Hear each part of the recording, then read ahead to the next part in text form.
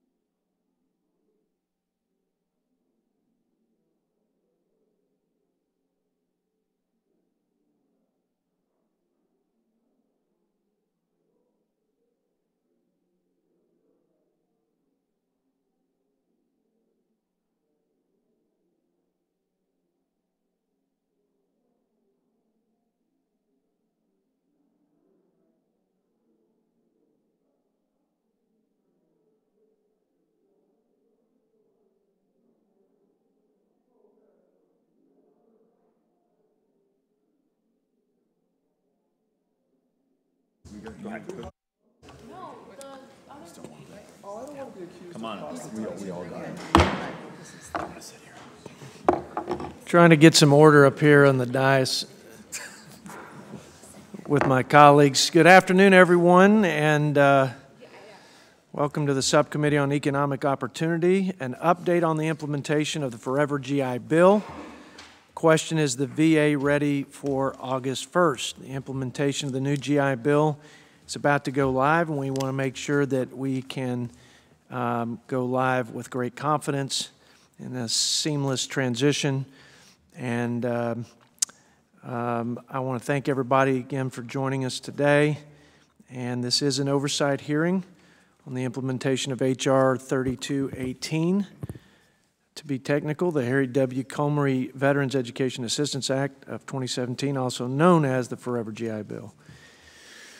This GI Bill was passed on a bipartisan fashion and then was signed into law by President Trump August 16, 2017. This was the first major improvement to the GI Bill since 2011 and encompassed over 30 provisions brought forth by many members of this House who share all of our commitments to the men and women who either serve in uniform or alongside their active duty spouse or parent. As I said last December when this subcommittee held our first hearing on the implementation of this law, it is critical that we work to ensure that this bill is implemented in a way that is consistent with Congress's intent and that veterans receive the benefits in a timely and consistent manner. Many of you may remember the significant delays that beneficiaries experienced back in 2009 after the passage of the post-9/11 GI Bill, and we need to make sure, obviously, that we avoid any of those problems. So the basic question here, ladies and gentlemen, is the VA ready for the August 1st implementation date? And specifically, will the implementation of the Section 107 cause backlogs and delays for student veterans? The Section 107 of the law required that VA change the way that living stipend payments for students were calculated from being based on where a school was headquartered to being based on where the student was taking the majority of their classes. This change made it so that the living stipend payments based on the basic allowance for housing at the E5 with dependence rate were a true indicator of what it cost to live in the area where students were taking classes. Pretty straightforward, pretty common sense. General Worley and his team have always said that the IT fixes to the VA's long-term solution system for the implementation of this section would be complicated, time-consuming, and potentially not ready for August 1st, so we were anxiously awaiting your presentation and status report. I think I'm going to just stop there and yield to my friend and ranking member, Mr. O'Rourke, for any comments he might have. Thank you, Mr. Chairman, and I want to thank the witnesses who are here to testify today. As usual, the Chairman has laid out the stakes and the questions that we need to answer in this, so there's very little for me to add. I would just urge us to ensure that while we understand the challenges that the VA may face, the challenges that the participating institutions may face, that we keep our focus on the veterans, those who've earned the benefit in question, that we want to make sure is delivered on time and without any trouble on their part. And so I'll be looking for answers that relate to the veterans' experience in this, and look forward to hearing the testimony and the answers to the questions that are asked by the committee. Thank you, Mr. Chairman. I'd also like to ask my colleagues for unanimous consent that our colleague, Mr. Russell, from the great state of Oklahoma, be allowed to sit at the dais and ask questions. I did not see the issue of moving the Red River boundary north, but as my fellow Texan and West Texan, I think we could probably table that for another discussion and just keep it simply about the GI Bill.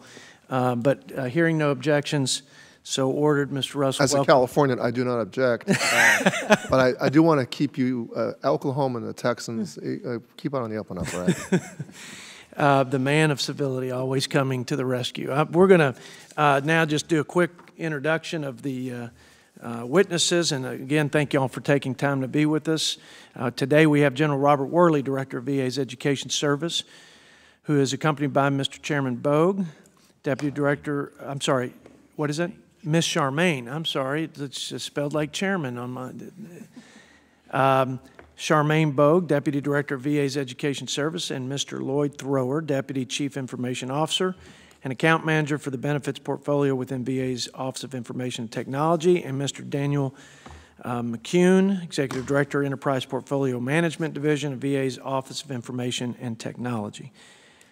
Before we begin, I ask the witnesses to please stand and raise your right hand. We'll go ahead and go through this part of the formalities. Do you solemnly swear under penalty of perjury that the testimony you're about to provide is the truth, the whole truth, and nothing but the truth? Okay, thanks. Please be seated. Let the record reflect that all witnesses answered in the affirmative, and your complete written statements will be made part of the hearing record, and all of you will be recognized for 5 minutes for your oral statement. General Worley, welcome back. I yield 5 minutes for your opening remarks. Good afternoon, Chairman Arrington, Ranking Member O'Rourke, and other members of the subcommittee. I'm pleased to be with you today to discuss the implementation of the Harry W. Colmary Veterans Educational Assistance Act of 2017.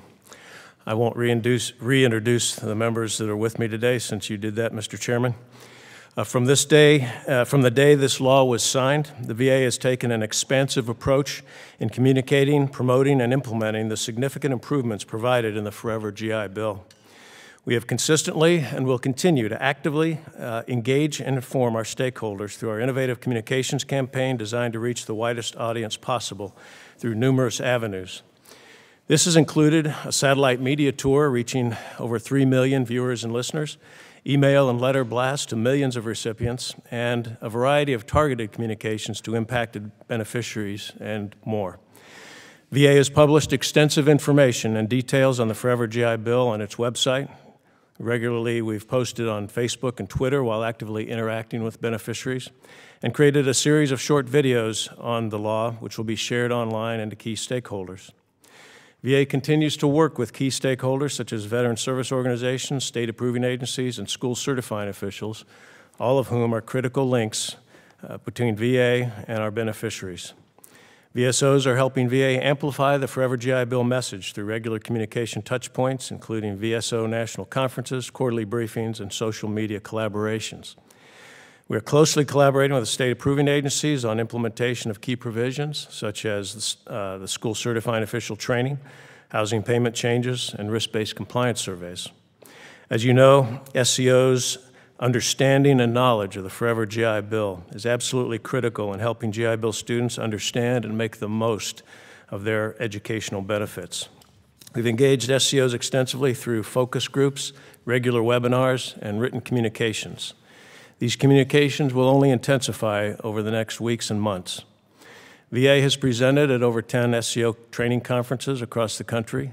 We've hosted 5 SCO webinars, reaching thousands of school certifying officials during each session, and recently started hosting additional weekly webinars with SCOs on more targeted parts of the law.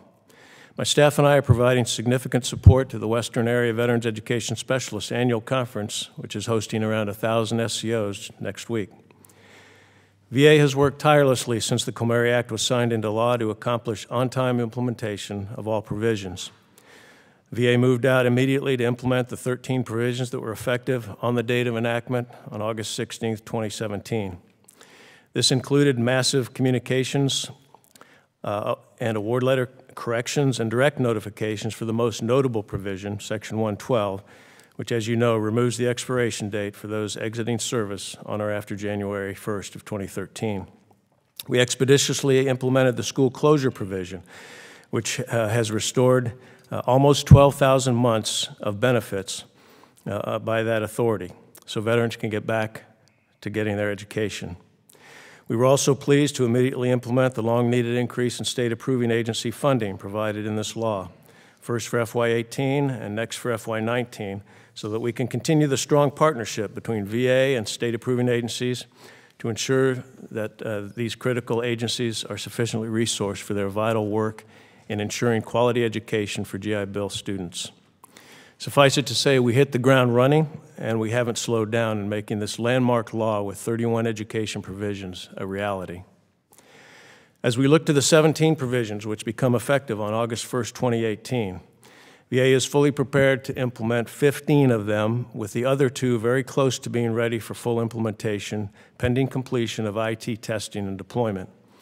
Many of the 15 ready-to-go provisions will be implemented with interim solutions or requiring job aids or workarounds until a full IT solution can be put in place.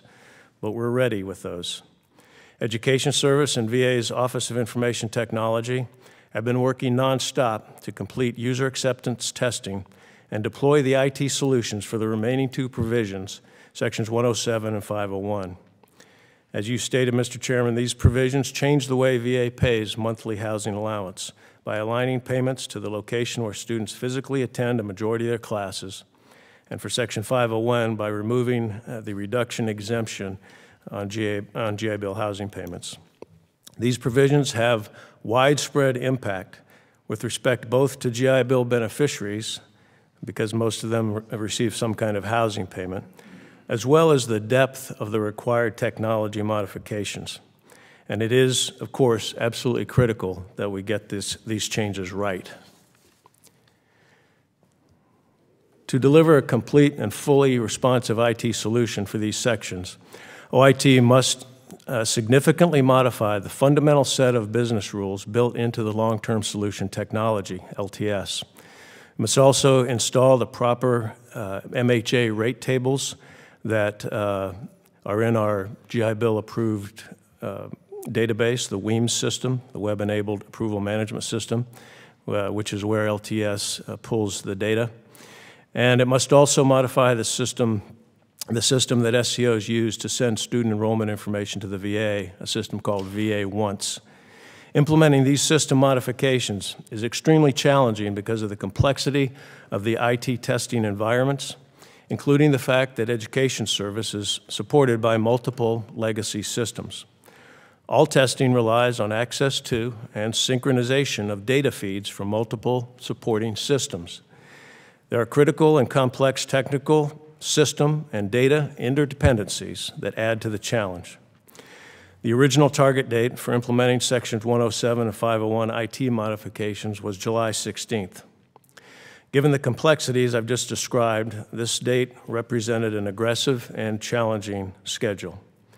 Testing of Sections 107 and 501 modifications by claims adjudicators, working with developers, has been underway since early June, with steady progress being made daily to achieve a successful release. OIT and Education Service have been operating literally on a 24/7 posture to test, resolve issues, release a new software build, and begin the cycle again. Since testing began, there have been 15 new software builds or releases which have successfully identified and resolved nearly 100 defects to ensure needed functionality works. Another key metric is to ensure that the automated processing runs at similar levels as to prior to these modifications, which is about 40% or so, 40 to 45%. We have reduced unresolved defects to single digits, and we have achieved significant improvements with automation through the testing period. And we need some additional small improvement before we declare victory. Given the overall complexity of this effort and with the improvements we're seeing through this final phase of the testing process, we are adjusting our target go-live timeframe to mid-August. In early April, VA sent out a request to the schools asking the school certifying officials to hold on submitting those enrollments, and only those enrollments, that might be affected by Section 107. That is, for students who may not be taking all their classes at the main campus or the training location. This request was intended to minimize rework of enrollment claims once the IT solutions were put into operation. We understand that schools have been concerned about their mounting workload. So in light of the delay in implementing our IT fixes and to try to relieve some of this pressure amongst the schools, VA released guidance yesterday to the schools that they can, in fact, resume sending enrollments into the VA. And we will process them under the existing rule set. Once the IT system updates are implemented, we will need schools to send VA enrollment amendments to ensure any payment corrections can be made in a timely manner. We're doing everything in our power to minimize any potential payment delays for our beneficiaries. And it is important to remember, with respect to the housing payments, that they're paid in arrears. So terms that start in August will be paid on 1 September. Additionally, VA has dedicated more resources to include having onboarded about 200 field employees to augment our claims processing staff, and we'll be implementing mandatory overtime no later than 1 August for 2 to 3 months to ensure that we maintain the timeliness of our service. Thank you for the opportunity to testify today, Mr. Chairman. I look forward to your questions, the questions of the committee. Okay. Thank you, General Worley. I now yield myself 5 minutes. I appreciate your testimony and candor. I'm trying to make sense of it. I think anytime I hear critical, complex interdependencies plus aggressive timetables, I start thinking, Houston, we have a problem. Very directly, are we going to be ready to implement, especially the Section 107, which I noted as a special cause for concern? Are we going to be ready to go live for this fall semester? The story I was trying to tell, Mr. Chairman, is that this is a complex, heavy lift effort. We've made very good progress to date. We didn't get to the 16 July date we were hoping for. We need to slip that about a month, and that's where we are. And we have a handful of defects left and continuing to monitor and try to improve the automation run. So will that, how will that affect the implementation or the operation, rather, of the new GI Bill for the fall?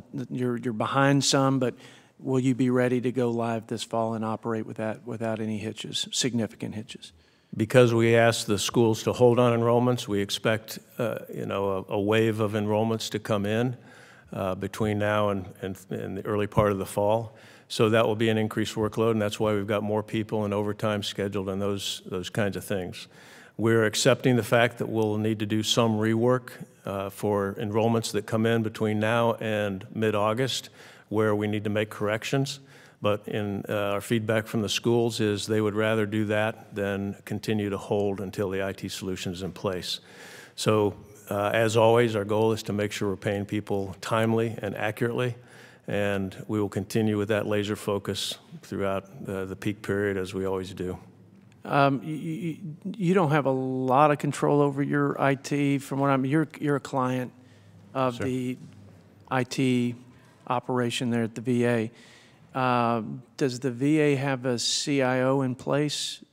That Mr. Thrower, is there a CIO in place, permanent CIO? Last time we had a discussion on VR&E, I could not trace the points of accountability from your position up. We have an acting CIO. You have an acting CIO. How long has that CIO been acting? Or how long has that position been open? Approximately 6 weeks, 6 to 8 weeks. Okay. And are you servicing, I assume, General Worley and his outfit as they prepare for? So General Worley and Charmaine and I and Dan here, and our teams are together 2 and 3 times every single day, working through the problems here. We have, their team and our team are co-located, working on the actual solution, doing test cases. We've been pretty much 24/7 for about 3 weeks trying to get the last little bit out the door. So this business about General Worley asking the schools to hold enrollment, I couldn't really make much. I don't understand that, but I understand it's a workaround. How long will that workaround be needed before you can be fully implemented and operational in the new system? Well, I mean, I'll take that one. If the challenge we have, and it's not just with this particular provision, but many times when there's a provision that goes into effect that changes either the rule set or something, the fact is that schools are able to submit enrollments for a term up to 180 days ahead of time. So in a sense, we're behind the power curve with respect to getting those technical solutions in place before schools can submit enrollments that might have to be corrected later. So what I was trying to get across, Mr. Chairman, is schools can be submitting enrollments that may be affected by these new rules long before those new rules and the IT solution are in place. And the LTS... We're always kind of catching up. And the long-term solution, that's an internal Long-term solution is a nickname for the it's automation engine, the technology. But it's developed at the VA. This is not off the shelf. This is not Long-term market. solution was developed by a contractor under the Office of Information Are Technology. you on budget in terms of the budget for this particular project? I'll let Mr. Thrower talk to us. We're actually ahead of budget. We Okay. had anticipated this would cost around $8 million to get these things in place. It looks like, in fact, it's only going to cost us about $5 million. Okay. I'm out of time, and will now yield 5 minutes to the ranking member, Mr. O'Rourke. Thank you, Mr. Chairman. General Worley, the effort that you've described so far is very impressive in terms of the number of hours put in, the number of builds, the number of defects found, the number of defects remaining, which I think you said are in the single digit.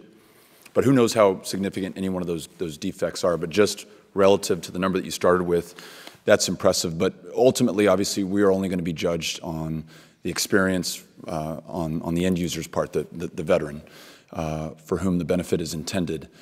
What is their experience right now at this point? What decisions are veterans making? What are they doing? And how is the status of this project affecting them? And the next question, which you can probably anticipate, is how will that affect them going forward, seeing that we are 1 month delayed past the original target date? What will their experience be? Yeah. And that's obviously something we're very concerned about. I would say if they're not in school, they aren't contemplating going to school, then the issue then they're not affected immediately. But the issue would be if they end up taking classes at multiple locations and where their housing could be different, then their experience would be they would get a housing payment initially if they were certified and started before the IT solution went into effect. Let's assume that's August, and let's assume that first payment is due September 1. What will their experience be? So their experience would be they would get X amount in their housing payment based on the main campus zip code, even if they were taking a majority of their classes elsewhere. Let's, just for the sake of the argument, let's pretend that main campus is downtown Manhattan, and the student, the veteran, lives in El Paso, Texas. Huge discrepancy in housing costs between the two. What will their experience be going forward if the zip code is not resolved prior to September 1? They could either, well, they're going to school in Manhattan, or they're taking a course from a school headquartered in Manhattan, located in Manhattan, and let's say the software fix is not in place at the time that their housing allowance is dispersed. So I think you're setting up a scenario where they would be underpaid with the housing allowance. So that's obviously a concern. And if they were underpaid, then once the IT fixes were in place, that correction would be made and they'd be made whole for September. For the sake of the argument, I think I'm trying to demonstrate how someone could be overpaid if they lived in El Paso, the school were in Manhattan. And whatever the amount of money is, it is then the policy of the VA, even if it's the VA's fault for not having the fix in time on schedule, the veteran will be overpaid and then have that payment taken back from her or him. If it How will the adjustment be? Okay, so if they were overpaid, and what happens in our system when there's we'll call it adverse action, there's a debt that the system would normally establish. Those claims are, we call them off-ramped. They don't go through the automation engine totally untouched by human hands. They're off-ramped and a human being looks at them. If the overpayment, after review by the claims examiner, was due specifically and solely to this issue where the IT solution wasn't in place for Section 107, then the VA would consider that an administrative error on the VA's part. And we don't establish debts against a student when it's an administrative error on the VA's part. So just to make it clear as part of the record, if a student is overpaid because of the inability of the VA to implement this solution on time, the veteran will not have to return the overpayment to the VA. That's correct. Okay, great. Lastly, what is, let's just assume that the single-digit number of defects that remain are not able to be solved in a timely fashion, not next month, not the month following. What is the plan B for this next academic semester should we not be able to resolve this? What's the plan B going forward if we continue to have problems, which is not without precedent within the VA's IT history? Well, we can't not process claims and pay schools and pay veterans. So we would continue to process the claims under the rules engines that we have now until such time as the IT solution is in place. Thank you, Mr. Chairman. I yield back. Ranking member yields and back, and now I'll yield 5 minutes to Mr. Russell from Oklahoma. Well, I thank the chairman and I thank the members for allowing me to join you today. I guess my question really is dealing with Section 115 with regarding improving the processing of claims. My understanding is that the VA has broad latitude in the implementation of the payment of claims to institutions. One of the problems that we've seen in the past is a waste that develops because of enrollment or how long the veteran is there, whether they drop out. Institutions hold money, and then trying to get that money back becomes a problem. Is there any consideration given under Section 115 in the rules that you promulgate that will allow payment to those institutions that are eligible for the veterans that are enrolled on a biweekly or monthly basis as opposed to a semester basis, which seems to me that it would preserve the funds and would prevent having to recollect those funds from institutions? And so that would be my question to you, if that's clear. There's no consideration I'm aware of at present, sir, about doing something like that. The way, as you know, the way it works now is the school certifies to the VA the start date, end date, and rate of pursuit of the individual, and the VA pays for the term that comes in its entirety. Sometimes schools hold on to those certifications all the time in order to wait till a drop-add period or whatever, but the sooner they get that in, the sooner they get paid. So, yeah, I would just ask that you take a look at that. I'm not a member of this committee, but I am on Armed Services and the Oversight and Government Reform Committee. I am a veteran. Unfortunately, my 3 wars and decades of service didn't get me a forever GI Bill, but I am glad to see that we've got at least something going forward. It would seem to me that if we would promulgate some rules that would allow a shorter payout based upon eligible enrollment as opposed to a semester payout, then a lot of the waste that occurs with the VA paying out more money than it should and then trying to pay people to give them the incentive of just complying by the law to pay back. Right now, we shouldn't pay a dime to incentivize anybody to obey the law, and that is one of my big concerns that I've tried to raise to others. And so I would just ask that you give that serious consideration. I plan to keep pursuing this issue in the future, but it really could be, even on implementation, it could be promulgated by rules or adjustments within the law as I understand it. And if I'm not correct in that, then I would welcome that information. yes, sir. And that's all I have. Thank you, Mr. Chairman. Thank you, Mr. Russell, for your interest, and I agree, and we should further examine that, and I can commit to you that I will stay on that and report to you so that you're kept in the loop on it. So thanks for bringing that up. Now we'll yield 5 minutes to my colleague, Mr. Takano. Thank you, Mr. Chairman.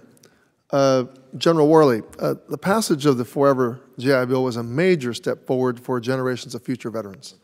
I was particularly grateful that this bill fully restored GI Bill benefits to students harmed by the abrupt closures of Corinthian colleges and ITT Technical Institute and other institutions that shut down without warning.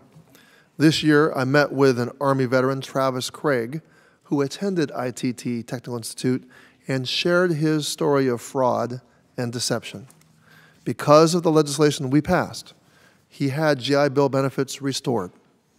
Now, General Worley, I know you mentioned restoration in your testimony, but I want to walk through the process. How many applications for entitlement restoration have you received? Thank you, Mr. Takano. We have received for for the retroactive part, the special application part that goes back from the date of enactment back to January of 2015, we received about 1,800 applications. Wonderful. And how many applications have been restored? How many people were successful? There have been about 1,100 of those 1,800 applications have been approved, and that's the basis on which I said in my oral testimony a little over 11,000 months of entitlement have been restored to those 1,100 individuals. That's on average. People are receiving different amounts based on right. How That's long just they the were total. there. That's the total Yeah. aggregate. Okay. If you could work with my office, I want to figure out, get a better breakdown of that 1,100 at some point. Yes, but sir. I want to move on with my other questions. Okay. Maybe we can come back to it. What are the reasons for why approximately 700 applications have been denied? We took a look at that in a very detailed way over the last 48 hours or so with a team out at Muskogee. And the two top reasons are either the individual was able to transfer credits to another program, which makes them ineligible for the restoration, or they weren't enrolled at the school within 120 days of the school closing, which is another aspect of the. So those two together make up about, I think, 72% or so of the reasons of why. Let me just say on that second group, the ones who weren't enrolled during the specified time period, I know we set parameters in the law. I don't want to create extra work for you on this, but I do think it would be interesting to know more about that group of people who missed that deadline. Mm-hmm. They are veterans, and I do want to know if they have compelling stories of being defrauded. I think that would be something that would be good due diligence for the VA to do. But let's get back to these students who were able to transfer. My understanding is that the transfer, if you were able to transfer just one credit, you were not eligible for your restoration. Is that something? Is that a provision that was in the statute that we passed, or is that a regulation set by the department? I think the statute was not that specific. It just said, I think if credits transfer, or if any, I think it might, I don't know if it'd say any credits transferred. That's the way it was. So we're not really distinguishing between a veteran who was able to transfer 12 credits versus a veteran who transferred one credit. That veteran who was able to transfer maybe one credit out of the 12 credits that he received, he or she is not eligible for restoration. Is that the stance of the... if they can transfer any credit. One or higher, yes, sir. That's a topic that I hope that the committee will look into in the future. I don't quite see that as quite fair.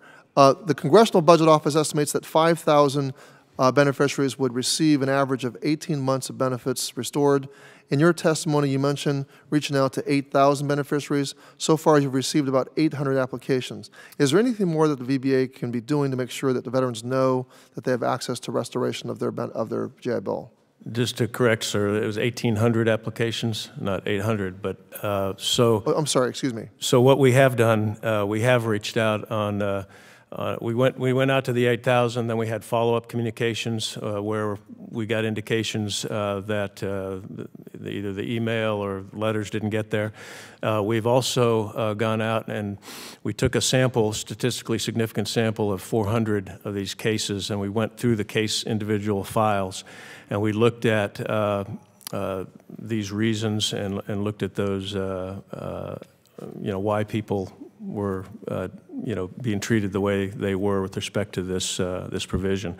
About 25% of them were already graduated or really didn't need the program, and we actually followed up with phone calls to, I think, close to 100 of those individuals to talk with them, and the single biggest reason the rest of them hadn't used the restoration was that they weren't ready to go back to school yet.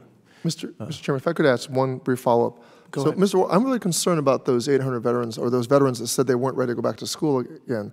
As you know, this is a transferable benefit for their wife, for themselves, but it strikes me that we should know, were these students informed that they still were entitled to restoration, even though they weren't ready to go back to school? Absolutely. And it would be to their benefit to actually get their benefit restored?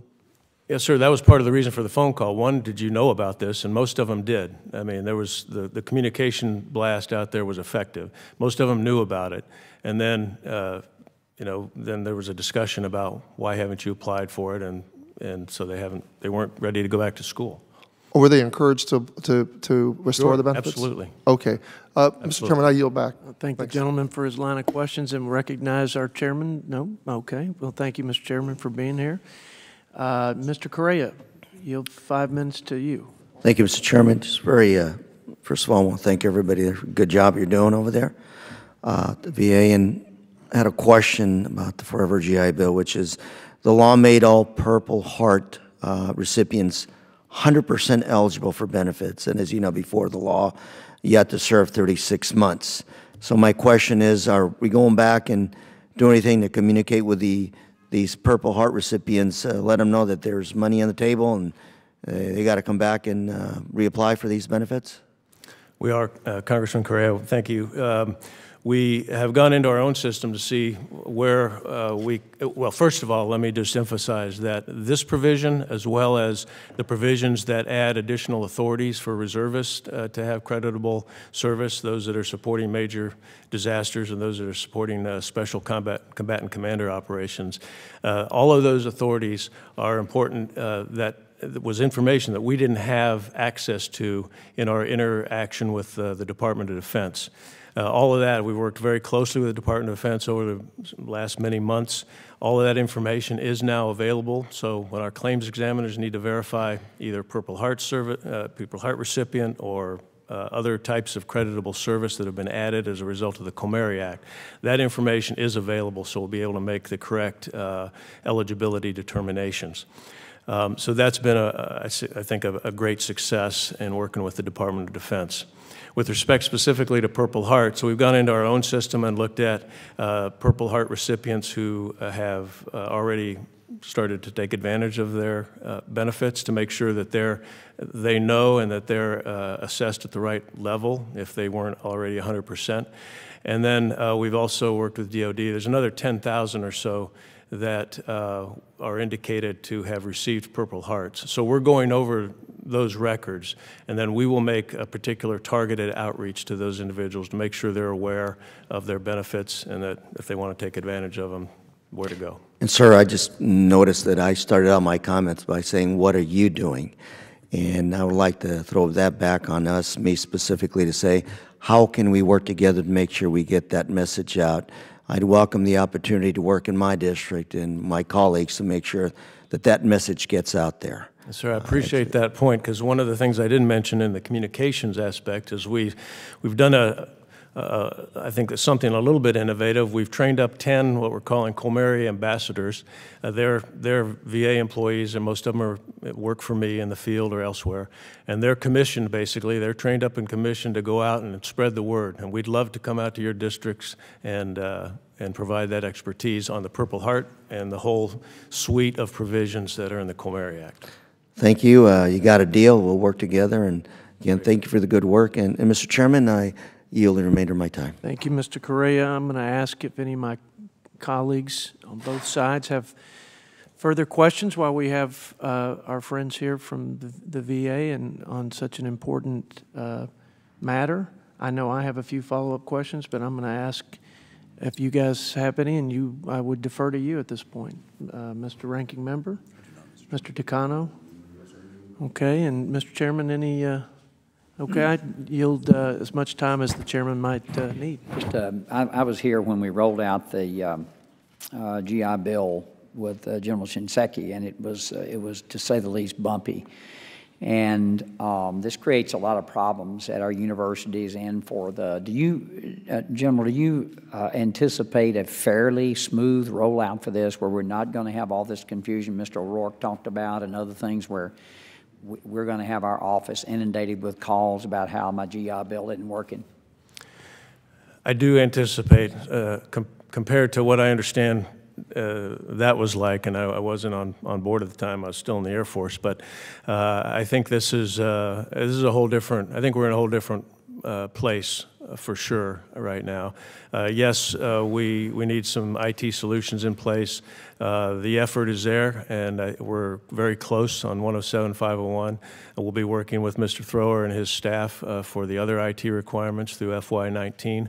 I don't think you're going to see anything like what I understand happened after August of 2009. About how many students will you have applying for these benefits this fall, do you think?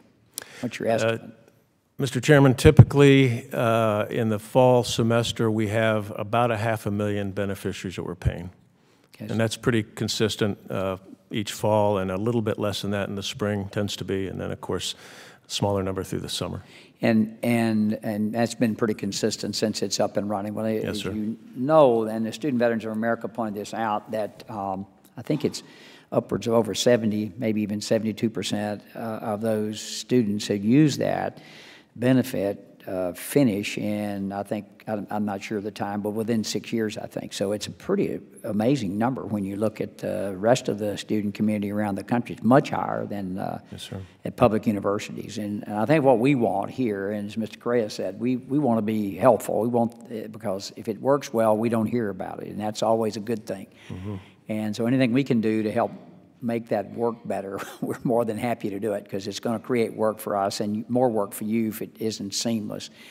And I've maintained very close contact with my college where I went, which is in Austin Peay, which is in a military town, Fort Campbell, Kentucky is there. So they see a lot of students, and I'll hear from them probably, and East Tennessee State University also, that has, which is in my hometown, right away, this isn't working. So I know my view is if you can get this to working as seamless as possible, the quicker the better. And do you think that your IT solutions will be through complete by the 1st of October, maybe? That's 2 months, 2.5 months? Mr. Chairman, as I mentioned, we're targeting the middle of August to have that IT solution in place. That's our revised date. And that means at that point in time, I know this refiling causes a lot of confusion that what I just heard you talking about when I first got in the hearing, and that's confusing for the admissions office and those folks. And communication is key in that regard. And as I mentioned, we've started this week. We've really ramped up our webinars. We've had webinars for veterans. We will have weekly and then twice a week webinars with school certifying officials. I mentioned I'm going out next week to speak to 1,000 school certifying officials from the western area. So keeping them up to speed and knowledgeable about what's going on is critical, and we'll continue to do everything we can. And I appreciate the offer of support and assistance. We want this to be smooth. We don't want you getting phone calls for sure, and we're doing everything we can to make this a smooth and seamless rollout. Well, this is a tremendous bipartisan effort and an incredible benefit for our servicemen and women, and we want it to work as seamless as possible. So thank you for everything you can do. Thank you, Mr. Chairman. Thank you, Mr. Chairman. What else, if we had a dashboard of blinking yellow to red, like Section 107, I would put that, equate that with a blinking yellow or red. What other components of the GI Bill implementation should we have on our radar and make sure that we're following up and staying in communication with you guys?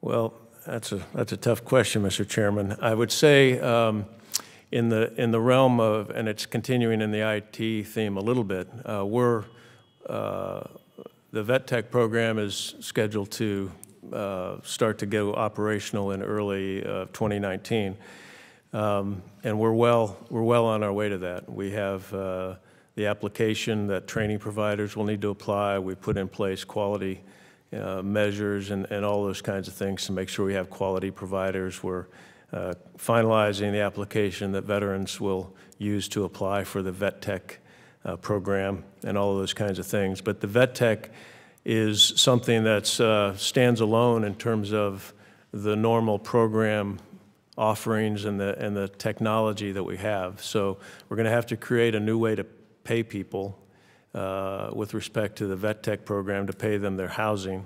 And so that's, again, it's another challenge. It's not insurmountable, but it's something we're focused on and working with our Office of Financial Management as well as OIT. So Vet Tech, we know, is a high visibility program. We're doing everything we can to make sure that's ready to go, and we have good quality providers.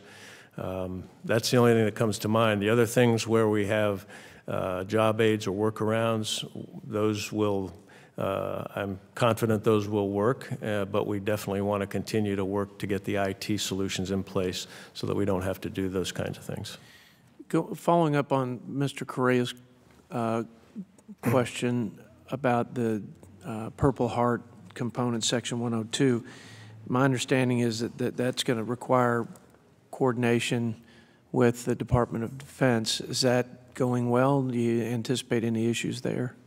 No issues, and I was just making the point that there's been a very strong collaboration with the Department of Defense, the Purple Heart issue, as well as the 12301A and B provisions, the authorities under which reservists get call up that is now creditable service for the GI Bill going back to 2001. All of those things are now in what we call the VADER and VIS database. That's the database we use, our claims examiners use to verify service data so that we can make sure that we establish eligibility correctly. So all of that has gone, it hasn't been easy, but it's gone very well. We have the data in place right now, what we need for 1 August, and we're ready to go on those. So just overall, so I can get my mind around it, because there are a lot of pieces to this, and it's a massive undertaking, and Yes, sir. I can only imagine that there's not going every component will not be perfectly implemented, but on a scale of 1 to 10, 10 being perfect, how would you score yourself right now on implementation and going live this fall semester? Going back all the way to the date of enactment provisions, I'd give us, you know, if I can count those as successes, which they are, if you're just talking about, either way, I'd give us I'm talking 7 about or 8. I'd give us. maybe I'd I give us should an go 8. back to Mr. O'Rourke's I'd give us an perspective 8 out of from 10. the customer's perspective, from the veteran and the schools. Will this be a 10 or a 1? And I don't suspect it will be a 1. 1 being the worst. Yeah. Yeah. No, we're doing everything we can, Mr. Chairman, to make sure the experience of the veteran is seamless. You ought to run for Congress with Really? that answer. That's remarkable. Okay. I just have one more follow-up question, then we'll close. Mr. Thrower, while I've got you here, we had a hearing about the VR&E case management tool system. There was $12 million spent, and there was a decision that was going to be made, I think you guys said by June, whether you were going to continue down the existing path or start over. There was a sunk cost of $12 million. We have a great interest to know exactly what the decision was and what's the plan, and can you give us a status on that? Well, let me give you a status. There is no decision as of today. I will say, though, that we, at the end of May, we published an RFI out to industry to understand many different options, service options. Got a lot of good input from industry, ranging from software as a service options to managed business services. And when I say we, let me be clear that this was a joint effort between the VR&E team, the front office VBA team, and my team. We've been looking at a series of options, and we just actually have just put the final presentation for the new undersecretary and set the options in front of him. And I expect a decision on this one very shortly. What do you need from us to serve your clients like General Worley and fulfill the obligation to implement the law as we intended it to be going forward? I mean, if you had a wish list to help you serve your clients and ultimately our customer, the veterans, what would you need? I actually think the one thing that's always helpful is one thing I think that we have is a good dialogue. And the fact that, you know, and keeping, you know, both of our teams, your staff, and thus you, the members, you know, aware of what is going on. They ask good questions to us, hard questions that we answer. But keeping those lines of communication open so that when things do arise and things need to happen, that they're always there. And I'm not picking on you, but we didn't know about that $12 million sunk cost and the decision until just before that hearing. So I'm going to ask you, just as we move forward, especially on big projects like the implementation of the GI Bill, let us know if you're having problems so we can get on it early. And I know everybody at the dais, and especially our chairman, want to do everything we can to support you so that we can all be successful in serving our veterans. Thank you, sir. Okay. Any last comments or questions? And then we'll close. Mr. Ranking Member, okay. I now ask unanimous consent that all members have 5 legislative days to revise and extend their remarks and include extraneous material without objection. So ordered. This hearing is now adjourned.